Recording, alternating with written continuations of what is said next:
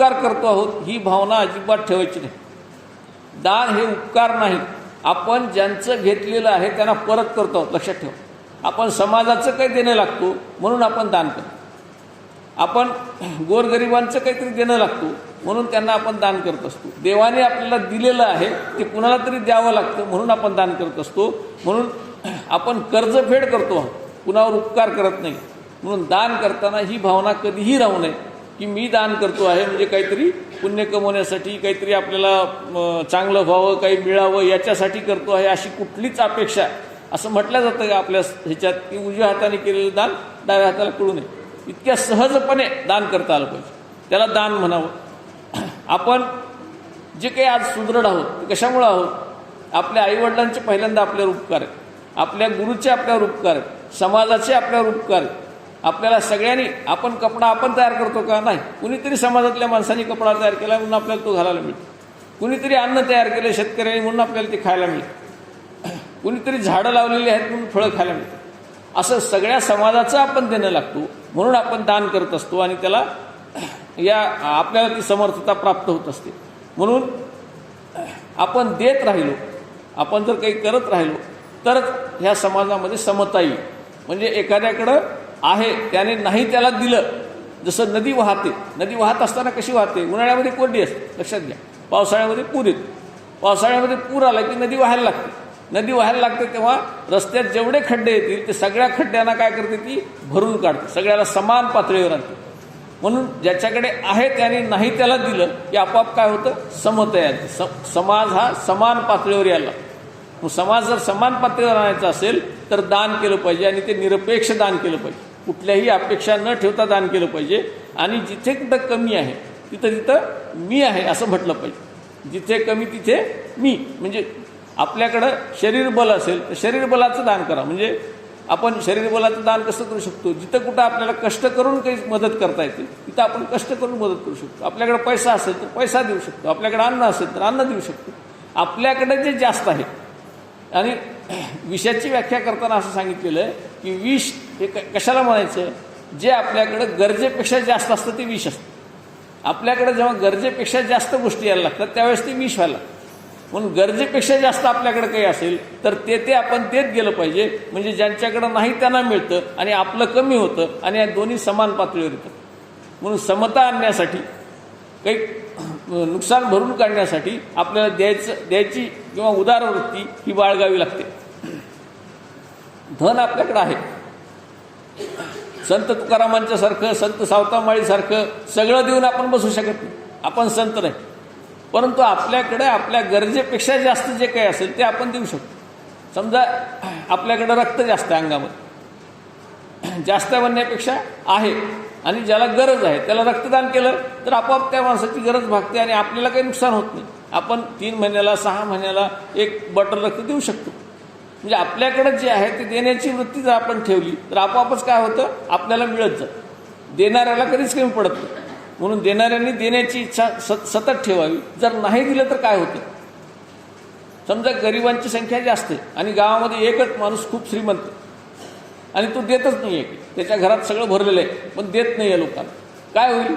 एके दिवशी हे सगळे गरीब उठतील आणि त्याला संपवतील. त्याच्या घरातलं कोठार सगळं लुटून आणतील, रात्री जाऊन घर फोडतील. म्हणजे त्यांचा तळतळाट घेईपर्यंत किंवा त्यांचा क्षोभ होईपर्यंत, त्यांचा राग येईपर्यंत आपण वाट पाहायची नसते. आपल्याकडे जे आहे ते देण्याचा प्रयत्न करावा. समजा आता कोरोना काळामध्ये कित्येक लोकांनी आपल्या घरून डबे स्वयंपाक तयार करून जे लोक रस्त्यावर झोपतात किंवा जे आजारी आहेत त्यांना वाटप केलं. का केला? त्या लोकांची भूक त्यांना सहन झाली नाही आणि यांच्याकडे आहे अक्षरशः 100-100, 150 माणसांचे डबे एकेका माणसाने तयार केले. तुम्ही टीव्हीवर जर मुलाखती पाहिल्या असतील तर आपल्याकडे भरपूर अशा मुलाखती आलेल्या की घरी नवरा बायको सकाळी पहाटे उठायचं, 100 माणसाचा स्वयंपाक तयार करायचा, डबे तयार करायचे आणि ते डबे रस्त्यावर बसलेल्या माणसांना वाटप करायचे. कारण त्या काळात बाहेर कोणी येत नव्हतं, त्या लोकांना जेवायला मिळत नव्हतं, ते लोक रस्त्यावर मरत होते. अशा काही संघटना पण स्थापन झाल्या. काही 10-10, 5-5 लोकांनी एकत्र येऊन हे कार्य केलं. आपण काही धान्याच्या पिशव्या वगैरे प्रत्येकाने घरून आपल्या अशा लोकांना वाटप केलं. शासनाने पण अशा लोकांचं वाटप केलं. हे सगळं केलं म्हणून ठीक आहे, नाही केलं असतं तर हे भुकेने व्याकुळ झालेले लोक आपल्याला मारले असते. अशा संस्था उभं राहतात. मग ते देणं लागतं म्हणून द्यायचं आहे, आपण असं म्हणून द्यायचं नाही किंवा मी माझ्याकडे होतं भरपूर आणि मी दिलं आणि मी फार मोठं काम केलं, जाहिरात करायचं असं अशासाठी नाही. निरपेक्ष भावनेने द्यायचं, त्याचं खरं फळ आपल्याला मिळत असतं. म्हणून दानाचे जे प्रकार आहेत ते दानाचे प्रकार हे 3 प्रकारचे आहेत. सात्विक, राजस, तामस हे प्रत्येकामध्ये 3 प्रकार येतात.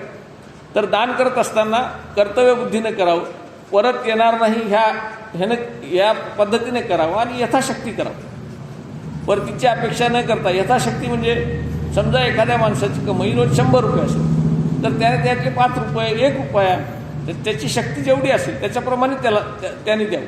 लाख रुपये त्याने द्यावेत अशी अपेक्षा नाही. त्यांनी आपापल्या शक्तीप्रमाणे दान करावं. आपल्या शक्तीपेक्षा जास्त दान करू नये. सगळंच एका दिवशी देऊन टाकून निवांत बसलाय असं होऊ शकत नाही आणि येईल देव मग मला खाऊ घालेल असं होत नसतं. तर आपल्याला जेवढं शक्य असेल तेवढं त्या व्यक्तीने दान करावं. आणि दान करत असताना तीर्थक्षेत्राचं, मंदिराच्या पुढे बसलेली माणसं, रस्त्याच्या कडेला बसलेली माणसं अशी सत्पात्री दान करावं. चांगल्या ठिकाणी दान करावं, कुठेही दान करू नये. ग्रहण काळामध्ये दान करतात, दे दान सुटे ग्रहण म्हणतात. ग्रहण काळामध्ये दान केलेलं हे पुण्य समजलं जातं.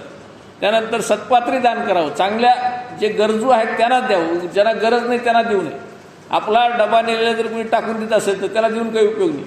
ज्याला खरंच भूक लागली अशा व्यक्तीला द्यावं, नम्रतेने द्यावं आणि संतोषाने द्यावं. दिल्यानंतर आता चोराने लुटून नेले अशी भावना राहू नये. काय होतं बऱ्याच वेळेला की एखाद्या ब्राह्मणाला आपण आपल्या घरी सत्यनारायण वगैरे करतो, काहीतरी करतो आणि दक्षिणा देतो किंवा दान करतो आणि चेहऱ्यावर असा भाव असतो, हा मला लुटून न्यायला, मला चोरून न्यायला, की ते माझ्याकडून बळजबरीने काढून न्यायला, असा भाव नको. यथाशक्ती आपल्या संतोषाने आपल्याला देता येतं, ज्याची आपल्याला थोडीसुद्धा वाईट वाटणार नाही अशा पद्धतीने आपण ते दान करावं. आणि राजसदान हे सांगायची गरज नाही. राजसदान किंवा तामसदान हे सांगण्याची गरज नाही. पण का सांगावं लागतं की कसं नसावं हे सांगायसाठी सांगावं लागतं. दान कसं नसावं याच्यासाठी राजस आणि तामसचं वर्णन करावं लागतं. राजसदानामध्ये परतीची अपेक्षा असते. जे लोक असं दान करतात की आपण दिलंय त्याला आपल्याला काहीतरी मिळालं पाहिजे. म्हणजे कसं, समजा गावातल्या एका व्यक्तीने मंदिराला 2 लाख रुपयाचा चेक दिला आणि अपेक्षा कशी केली, पुढच्या वेळेस सरपंचाची निवडणूक होईल, मी त्यावेळेस उभं राहील, तुम्ही मला सगळ्यांनी मतदान करा, असं म्हटलं की ते राजसदान झालं. अपेक्षा आहे तिथं, ते दान नाही, ते खऱ्या अर्थाने काय व्यवहार आहे, लाच आहे, एक प्रकारची व्यवहार आहे. तुम्ही द्या, तुम्ही मला द्या, मी तुम्हाला देतो, हा व्यवहार झाला. फक्त देताना घेण्याची कुठलीच अपेक्षा नसेल तर ते सात्विक दान. आणि जे दिलेलं आहे त्याच्या बदल्यात काहीतरी मागत असो आपण, तर ते दान सात्विक होऊ शकत नाही. काही इच्छा ठेवून केलेलं दान किंवा देवाला मी आज 5,000 रुपये टाकले तर मला दुसऱ्या दिवशी लॉटरी लागली पाहिजे 10,000ची, अशी अपेक्षा, सकाम त्याला म्हणायचं. काहीतरी इच्छा ठेवून केलेलं दान, उपकाराच्या दृष्टीने केलेलं दान. आपण आज 100 लोकांना डबे दिले, जेवायला दिलं की त्यांनी मला असा हात जोडून नमस्कार केला पाहिजे अशी अपेक्षा असते. त्यांनी माझी स्तुती केली पाहिजे, वा काय माणूस आहे, काय दानशूर आहे, अशी अपेक्षा ठेवून केलेलं दान हे सुद्धा राजसदान समजलं जातं. आणि कष्टी मनाने जर फार डोक्यावर ओझं आहे, आता हे कसतरी हलकं केलं, दिलं एकदाची, जाऊ द्या त्या लोकांना, अशी भावना असेल तर ते सुद्धा दान काही उपयोगाचं नाही. म्हणून काही अपेक्षा ठेवून, म्हणजे जसं गाय पाळली, आपण गायी पाळल्या, गाय कशासाठी पाळतो आपण, तर ती गोमाता आहे ह्या भावनेने पाळतो. परंतु दूध देणारीच गाय पाळायची आणि भाकड गाय लगेच विकून टाकायची, ही भावना चुकीची. गाय दुधासाठी गाय पाळली तर ती राजस झाली आणि पूजेसाठी गाय पाळली तर ती सात्विक झाली. आणि एखादा कार्यक्रम करायचा, मौंद वगैरे मोठं करायचं, कशासाठी करायचं तर लोक आहेर घेऊन येतील म्हणून करायचं, लोक काहीतरी देतील आपल्याला म्हणून करायचं. अशा अपेक्षेने केलेलं दान हे राजसदान असतं. किंवा काही काही माणसांच्याकडे काय असतं की थोडं वैद्याचं ज्ञान असतं, ते बरेच असं औषधं देतात. तर औषध देत असताना समोरच्याचा आजार दुरुस्त व्हावा म्हणून दिलेलं औषध हे सात्विक. परंतु समोरच्याचा आजार दुरुस्त होईल, मला काहीतरी मिळालं पाहिजे, मला पैसे घेऊन मग औषध देणं, ह्याला म्हणायचं राजसदान, हे राजस झालं. तर कुठलीच अपेक्षा न ठेवता फक्त समोरच्याचं दुःख दूर व्हावं म्हणून दिलेलं जे औषध आहे ते खऱ्या अर्थाने सात्विक. तर असंच पाहिजे. आणि जे तामस आहे, तामसमध्ये काय होतं, तिरस्कारानं फेकून दिल्यासारखं. कोणीतरी रस्त्यावर मागायला ना त्याला एक 10 रुपये देऊन टाकले. हे जे दान आहे तिरस्कारानं दिलेलं दान, ते पिच्छा सोडत नाही म्हणून त्याच्या हातामध्ये काहीतरी ठेवणं, हे तिरस्कार नाही, तामस दान असं म्हणायचं. तिरस्कारानं किंवा आपण कुठून तरी गैरव्यवहार करून एक 2 लाख रुपये मिळवले. समजा एक गुत्त घेतलं कुठलं तरी रोडचं, पुलाचं, ह्याचं त्याचं, आणि त्याच्यामध्ये आपण थोडंसं सिमेंट कमी वापरलं, वाळू कमी वापरली, आणि त्याच्यामधून आपल्याला एक 10 लाख रुपये मिळाले. मग 2 लाख रुपये मंदिराला देणे, हे तामस दान आहे. ह्या दानाचा काहीही उपयोग नाही. ज्या पुलावरून, ज्या रस्त्यावरून हजारो लोक जाणार आहेत, जो पूल पडला तर हजारो लोकांचं नुकसान होणार आहे, त्यांचे जीव जाणार आहे. रोज लोक जात असताना त्या रस्त्यावरून जर त्यांना त्रास झाला तर आपल्याला शिव्याशाप देणार आहे. आशातून पैसे काढून जर इकडे मंदिराला देत असाल तर ह्या दानाचा काहीही उपयोग नाही. किंवा गाव जेवण देत असाल तरीही काही उपयोग नाही. तर देत आपलं काम सात्विकपणे करून त्याच्यातून राहिलेल्यातून आपल्या पोटासाठी ठेवून राहिलेलं देणं, त्याला म्हणायचं सात्विक दान. तर जुगारी माणसाला दान केलं, किंवा गैरव्यवहार करणाऱ्याला दान केलं, किंवा कोणत्या गुत्त्यावर बसलेल्या माणसांना काही पैसे दिले, हे दान नाही. किंवा नाईलाजाने एखादा मागं लागला म्हणून त्याला दान केलं, हे दान तामस दान. तर असं चुकीच्या ठिकाणी चुकीच्या व्यक्तीला दिलेले पैसे हे तामस दान आहे. अपेक्षेनं दिलेले पैसे हे राजस दान आहे. आणि अपेक्षा न ठेवता तृप्त मनानं दिलेले पैसे हे सात्विक दान आहे. आपल्या हातून सात्विक दान घडावं, आणि जे करू नये ते कसं करू नये, आणि जे करावं ते कसं करावं, याच्यासाठी याचं वर्णन केलेलं आहे. म्हणून आता तिसरा प्रकार, यज्ञ, दान आणि तप. तप कसं असतं, शरीर झिजवतो आपण, शरीर जे झिजवतो त्याला तप म्हणायचं. तर उपवास केला, श्रावण सोमवार केला, दिवसभर उपवासी आहेत आपण, तर शरीर झिजवलं आपण, ह्याला तप म्हणायचं. ज्या कामासाठी आपण शरीर झिजवतो, आपलं कर्म करताना सुद्धा आपण शरीर झिजवतो, त्याला सुद्धा तपच म्हणतात. तुमच्या तपश्चर्येचं फळ, घर उभं राहिलं, तुमच्या तपश्चर्येचं फळ. याचा अर्थ काय, तुम्ही शरीर झिजवलं, कष्ट घेतले, विचार भरपूर केला, कष्ट भरपूर केले, आणि त्याच्यातून तुम्हाला मिळालेलं जे काही आहे ते तुमच्या तपश्चर्येचं फळ आहे, त्याला तप म्हणतो. तर समजा दिवसभर काम केलेलं आहे, आता झोपा वाटते, परंतु काही जिम्मेदाऱ्या, जबाबदाऱ्या राहिल्यात आपल्या.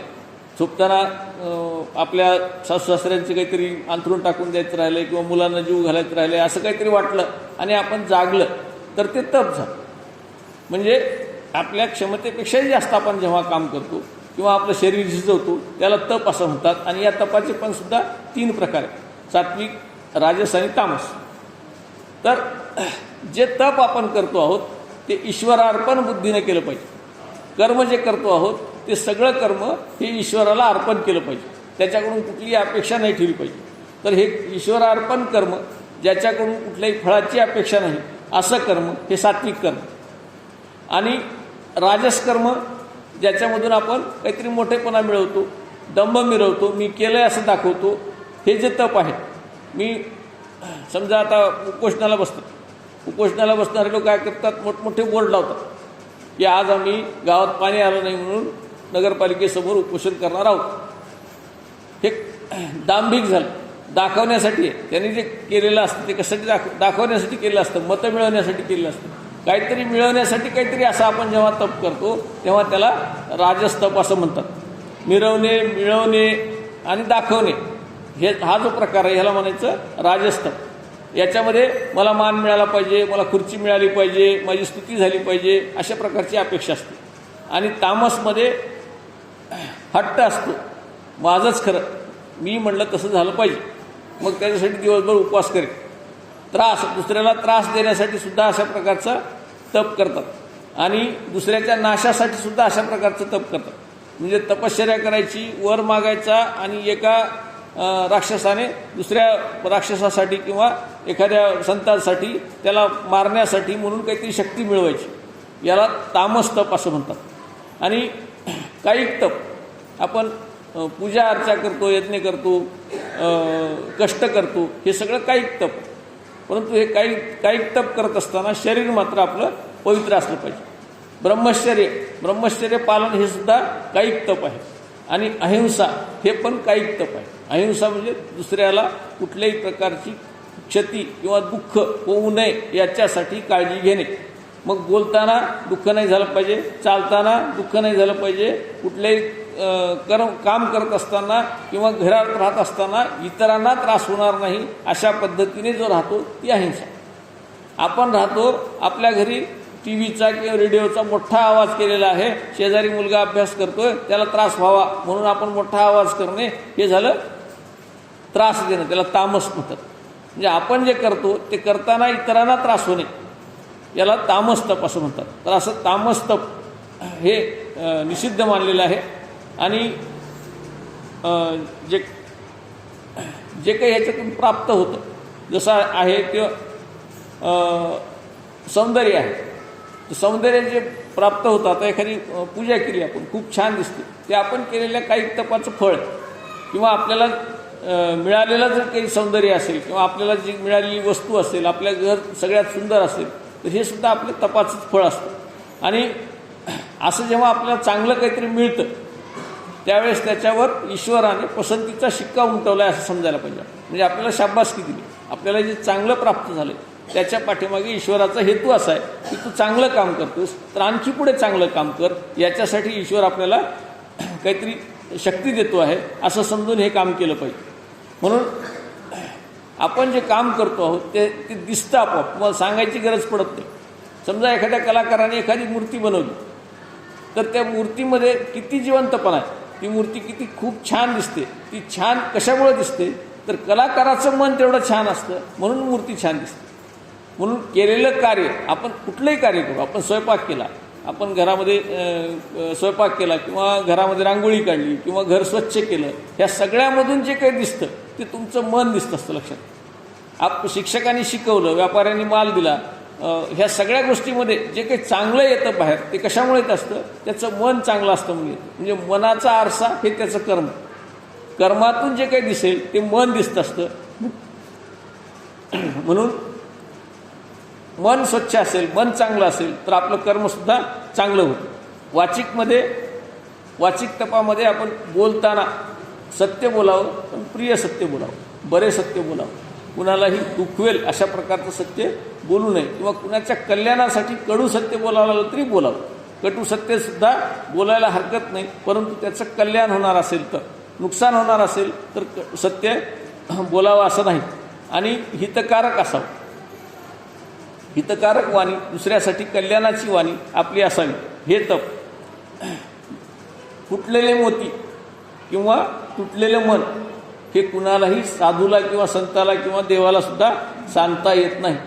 म्हणून तुटलेला मोती जसं जोडता येत नाही तसं एखाद्याच्या मनाला जर आघात झाला, ते मन जर आपल्यापासून तुटल्या गेलं तर पुन्हा तशाला तसं जोडणं फार कठीण असतं. म्हणून बोलते वेळेस 100 वेळेस विचार करावा. बोलताना 10 मनातल्या मनात मोजूनच मग बोलावं. बोलताना नेहमी हितकारक आणि चांगलं बोलावं. जगापाशी जगमित्र, जिव्हेपाशी असे सूत्र असं म्हटलं जातं. जगाचा मित्र कोण होऊ शकतो, ज्याची जीभ गोड आहे असा माणूसच जगाला जिंकू शकतो किंवा जगाला चांगलं मित्र करू शकतो. म्हणून मानसिक तप म्हणजे आपलं मन स्वच्छ असलं पाहिजे. मनाची प्रसन्नता ही चेहऱ्यावर सातत्याने दिसली पाहिजे. चेहऱ्यावर सौम्य भाव असला पाहिजे आणि आपलं तोंड फक्त गरजेपुरतं उघडलं पाहिजे. सतत खाण्यासाठी किंवा सतत बोलण्यासाठी तोंड चालू असणं हे चुकीचं आहे. म्हणून मौन असावा, सौम्य भाव असावा, संयम असावा आणि चेहऱ्यावर प्रसन्नता असावी. हे मानसिक तप. आपल्याला आहार लागतोच, परंतु आहारसुद्धा सात्विक असतो, तामस असतो, राजस असतो, असे 3 प्रकार आहारात सुद्धा आहेत. जे आयुष्य आणि बल वाढवण्यासाठी खातात ते सात्विक. आयुष्य आणि बल वाढवण्यासाठी जे सात्विक, पोषक, पौष्टिक असं कमी तिखटाचं, कमी मिठाचं, कमी ह्याचं जे सात्विक आहार आहे गरजेपुरता आपलं आयुष्य वाढवण्यासाठी आणि आपल्याला जगण्यासाठी किंवा आपलं कर्म करण्यासाठी जे लागतं तेवढंच खाणं याला सात्विक आहार म्हणतात. हे शरीर जे आहे ते सेवारूपी यंत्र आहे, सेवेसाठी दिलेलं ईश्वर आहे. ते यंत्र चालू राहण्यासाठी त्याला जे इंधन लागतं ते इंधन स्वच्छ आणि चांगलं असलं पाहिजे, नाही ते यंत्र बंद पडतं. म्हणून आपण जे खातो आहोत तो आहार सात्विक असला पाहिजे. आणि त्याचं हातून चांगलं कर्म घडलं पाहिजे, एवढ्यापुरतंच खायचं, गरजेपुरतं खायचं, अवाच्या सवा खायचं नाही. त्यानंतर आहार परिमित असावा, म्हणजे मोजका असावा. गरजेपुरता आहार कसा असावा, तर 1/3 आहार म्हणजे अन्न असावं, 1/3 पाणी असावं आणि 1/3 3 भाग करायचे पोटाचे. एका भागामध्ये अन्न भरायचं, एका भागामध्ये पाणी भरायचं आणि एका भागामध्ये हवा भरायची. जेवल्यानंतर सुद्धा आपल्याला जेवावं वाटावं अशा पद्धतीने जेवायचं. ढेकर देऊन किंवा लगेच जेवल्याबरोबर झोपा वाटावं असं इतकं जेवायचं नाही. ते ह्या प्रत्येकाचे नियम आहेत, शास्त्र आहे, लक्षात घ्या. जेवणाचे पण नियम आहे, जेवणाचं पण शास्त्र आहे. पाणी किती वेळानंतर प्यावं, अर्धा ते पाऊण तासानंतर पाणी प्यावं असा नियम. जेवताना गरज असेल तर थोडंसं पाणी प्यावं, असे काही जेवणाचे नियम आहेत. ते 32 वेळेस घास चावून खावा, शांतपणे जेवावं, आपल्या समोर जे ताट आहे ते स्वच्छ असावं, आपण स्नान करून किंवा स्वच्छ होऊन जेवावं, शिळं अन्न खाऊ नये. हे अशा प्रकारचे जे नियम आहेत, हे सगळे नियम पाळून जसा आहार असेल तसे विचार होतात. आहाराचं महत्त्व एवढ्यासाठीच आहे की शरीर तर सुदृढ होतंच, पण आहार जर आपला तामस असेल तर विचार तामसी येतात, आहार जर आपला राजस असेल तर राजसी विचार येतात, आणि आहार जर सात्विक असेल तर सात्विक विचार येतात. आहाराप्रमाणे विचार येतात. म्हणून आहार कसा असायला पाहिजे, उदरभरण हे दानिजे यज्ञ कर्म असं म्हणतो आपण. जेवण हे फक्त पोट भरण्यासाठी नाही आहे, तर यज्ञकर्म करण्यासाठी. यज्ञकर्म याचा अर्थ आपण जे कर्तव्य पार पडायचं आपल्याला आपल्या घरामध्ये, आपण स्त्री म्हणून, पुरुष म्हणून, मजूर म्हणून, शेतकरी म्हणून जे काय आपल्याला काम करायचं असेल ते काम करण्यासाठी जे लागतं त्याच्याप्रमाणे आपला आहार असावा. म्हणून आता बरेच जण काय करतात की मांसाहाराला प्राधान्य देतात, ज्याच्यामुळे शरीर मजबूत होतं वगैरे वगैरे असे काही गैरसमज. परंतु मांसाहार कुणाला आवश्यक आहे? जे एखाद्या थंड प्रदेशामध्ये, काश्मीरमध्ये वगैरे राहून युद्ध करतात, सैनिक आहेत, अशासाठी त्याची सूट आहे. आता जे आपण साधं काम करतो त्यांनाही मांसाहार काही गरज नाही. जर प्रत्येक ह्याचे सुद्धा नियम जे दिलेले घालून आहेत ते ह्याच्यासाठी दिले, मांसाहार कुणी करावा कुणी करू नये याच्यासाठी काही नियम घालून दिले. आपण सर्रास काय करतो की ते चांगलं आहे, पौष्टिक आहे वगैरे म्हणून कुणीही उठतात आणि ते प्राण्यांची हत्या करून, हिंसा करून ते प्राणी खातात. तर आपल्या देशामध्ये मांसाहार करण्याचं प्रमाण फार कमी आहे. परदेशामध्ये 100% लोक मांसाहार करतात, फार शाकाहारी लोक फार कमी आहेत. पण भारतामध्ये तसं नाही. त्याचं कारण एक आहे की आपल्या ऋषीमुनींनी, संतांनी, आपल्या डॉक्टरांनी, वैद्यांनी ह्याच्यावर संशोधन करून लोकांचं उद्बोधन केलं, लोकांना सांगितलं की हे आवश्यक नाही आहे, जे आवश्यक आहे तेच करा. आपली रचना ही शाकाहारासाठी आहे. आपल्या शरीराची रचना ही वाघासारखी आहे का? नाही. वाघाला मांसाहार आवश्यक आहे. आपल्या शरीराची रचना तशी नाही. आपल्या सुळे दात नाहीत वगैरे, आतडे लांब नाहीत, ते बरीच त्याच्यामध्ये रचना आहे आपल्या शरीराची. ही रचना ही शाकाहारासाठी झालेली, मांसाहारासाठी झालेली नाही. म्हणून मांसाहार आपला आहार नाही. ज्यांचा आहार मांसाहार आहे त्यांना तो करू द्यावा, ज्यांचा आहार शाकाहार आहे तरी शाकाहारीत राहावं. आणि शाकाहाराचे फायदे पण खूप सांगितलेले आहेत. शाकाहारामुळे जसं वाघ असतो, मांसाहारी असतो, पण तो अस्वस्थ असतो, त्याचे विचार हे सतत भीतीचे असतात. तसं मांसाहारामुळे विचारसुद्धा बदलतात. म्हणून मांसाहार करू नये. परंतु होतं काय की काही भागामध्ये अन्न हे फार कमी प्रमाणात पिकतं, म्हणजे फक्त तांदूळच पिकतो, दुसरं काहीच पिकत नाही. आणि समुद्राचा काठ असतो, मासे असतात, म्हणून ते लोक मासे आणि भात अशा प्रकारे अन्न घेतात. त्यांच्याकडे नुसता भात खाणाऱ्याचं पोषण होत नाही, लक्षात घ्या. आणि पूर्वी अशी सोय नव्हती की बा आपल्याकडून तिकडं जाऊन ज्वारी द्यावी, गहू द्यावे. बालाजीला गेलं तर त्यावेळेस भाकरी किंवा पोळी मिळत नव्हती, पूर्वी फक्त भातच मिळायचा. तर जिकडं ते पिकत होतं तिथं त्यांना पोषक अन्न म्हणून मांसाहार दिला जायचा. परंतु आता सोय झाली. आता त्या लोकांना कळायला पाहिजे की मांसाहार आवश्यक नाही. आता त्याला पर्याय दुसरे आहेत. जे काही व्हिटॅमिन्स आपल्या शरीराला लागतात, जे काही आपल्या शरीरात रक्त निर्माण होण्यासाठी, पेशी निर्माण होण्यासाठी अन्न लागतं, ते अन्न आपल्याला कुठे उपलब्ध होऊ शकतं. आपण इतर प्राण्याला मारण्याची गरज नाही. सगळे प्राणी जगले पाहिजेत अशा पद्धतीची भावना ठेवून जर आपण त्याला पर्याय शोधला तर मांसाहार टळू शकतो. म्हणून शाकाहारामध्ये दूध, गाय याचं प्रमाण जर वाढवलं आपण, आता गाईचं पोषण वाढवलं तर आपण दुधाचं प्रमाण वाढेल, आणि दुधाचं प्रमाण वाढलं की मांसाहार कमी होईल. म्हणून शाकाहाराचं महत्त्व वाढवणं, गाईचं महत्त्व वाढवणं, दुधाचं महत्त्व वाढवणं, दुधाच्या प्राण्याचं महत्त्व वाढवणं, त्याचं पालन पोषण करणं, हे मांसाहारापासून दूर होण्यासाठी आवश्यक.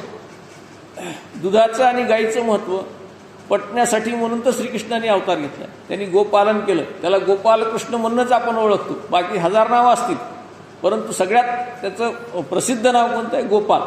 त्यांनी गायी पाळल्या आणि गायीचं महत्त्व लोकांना समजावून सांगितलं आणि दुधाचं महत्त्व पण समजावून सांगितलं. म्हणून दुग्धजन्य पदार्थ वाढले पाहिजेत आणि मांसाहार कमी झाला पाहिजे.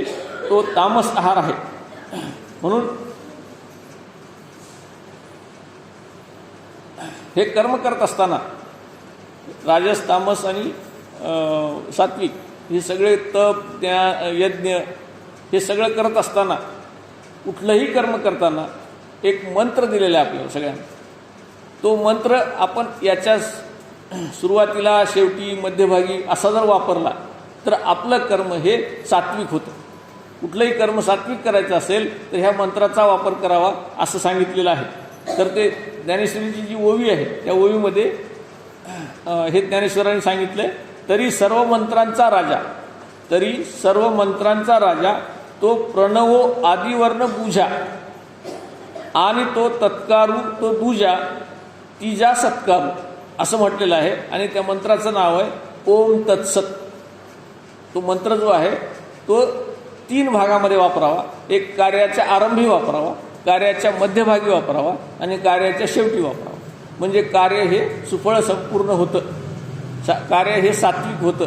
म्हणून हा मंत्र जो ओम तत्सत आहे याचा अर्थ काय? ओम म्हणजे प्रणव किंवा देव, ईश्वर. तत् म्हणजे हे जे विश्व आहे या विश्वामध्ये एकच तत्व भरून राहिले ते म्हणजे ईश्वर तत्व आहे, ईश तत्व आहे.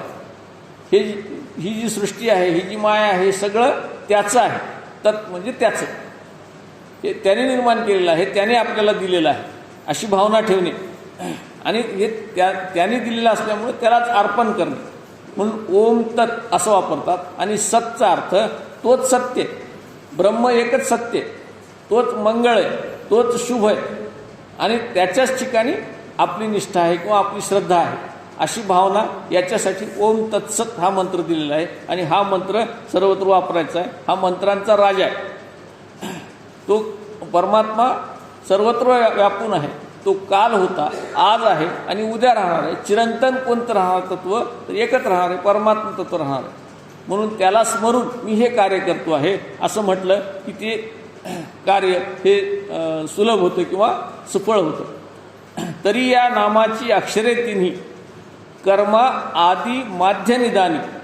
कर्मा आदी म्हणजे अगोदर, माध्य आणि निदानी म्हणजे शेवटी, अशा तिन्ही भागामध्ये प्रयोजावी पयस्थानी ही 3 ठिकाणी याचा वापर करावा. मग ह्यामुळे काय होतं की हे वर्म जाणलं तर आपलं कर्म हे ब्रह्मरूप होतं, आपलं कर्म हे ईश्वराला पावतं.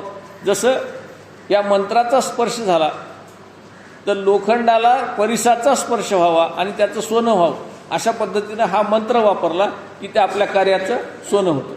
आणि जसं ओढा वाहत असतो पण तो गंगेला जर मिळाला तर तो गंगा होतो, तसं आपलं कार्यसुद्धा ब्रह्मरूप व्हायचं असेल तर ह्या ओम तत्सत मंत्राचा वापर करावा.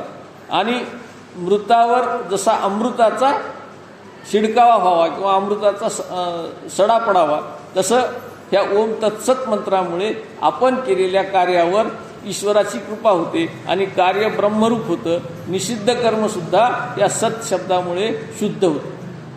म्हणून आपल्या हातून जे काही कर्म करत असताना चुका होतात त्या चुका टाळण्यासाठी किंवा त्याचे दोष टाळण्यासाठी ओम तत्सत, हे ईश्वरा तू सत्य आहेस, तू आहेस, तू शुभ आहेस, तू मंगल आहेस, तूच आम्हाला हे सगळं दिलेलं आहेस आणि हे तुलाच अर्पण, अशा अर्थाने हा मंत्र वापरायचा आहे आणि आपलं कार्य करायचं आहे. आपण जे कार्य करतो आहोत तोच यज्ञ आहे आणि तो यज्ञ हा कार्ययज्ञ सफल व्हावा आणि आपल्याकडून समाजाचं, आईवडिलाचं आणि या सृष्टीचं जे काही देणं असेल ते देणं सगळं काही फेडू शकत नाही आपण, पण आपल्या यथाशक्ती ते फेडण्याचा किंवा त्याच्याशी कृतज्ञ राहण्याचा प्रयत्न सर्वांनी करावा अशी इच्छा व्यक्त करून आजची सेवा श्रीचरणी गुरुचरणी अर्पण करतो आणि इथे पूर्णविराम देतो. संत श्री सद्गुरु चुडामणी बालादास महाराज की, रेणुका माता की, सब संतन की. यानंतर वसायदान होईल. आणि आजची सेवा पूर्ण होईल.